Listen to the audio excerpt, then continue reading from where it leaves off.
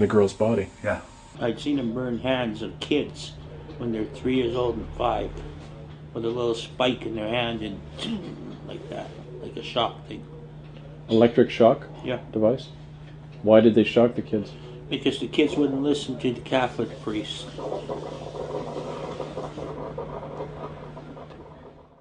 He used it on my brother's penis. He electrocuted his penis there till my brother passed out.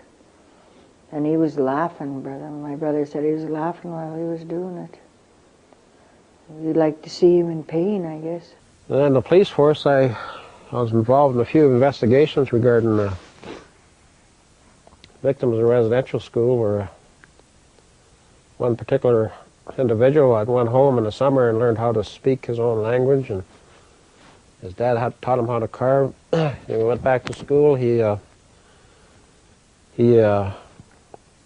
continued doing this, speaking his own language and carving.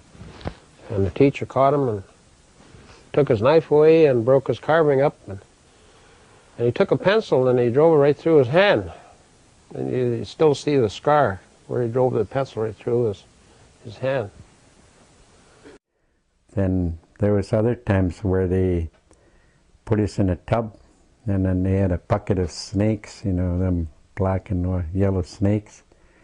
And they'd throw that in the tub while we're having a bath. And the snakes they can't stand that hot water. They try to crawl all over our bodies, trying to get away from that hot water. They'd all just curl up because they'd die immediately. And that was some of the horrifying things that they'd done to us to discipline us to keep quiet. What had I got myself into? My whole world was being turned upside down. I had a young family to support. My children were still only infants. I couldn't put them at risk, which I would be if I let those stories be spoken from my pulpit. I didn't know what to believe or who to believe. I know I didn't want to believe these stories. Well, when you went home at night with your family, your wife and 2 daughters, did you talk about this? Did they talk? Was this supper material to talk about? No, I couldn't really share this around my kids or really my wife at the time. You know, for one thing, it was told in confidence, and another thing was it was a nightmare.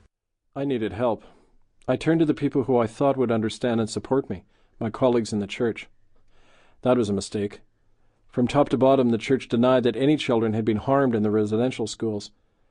Not only that, but church officials even threatened me to keep quiet about what I had been told.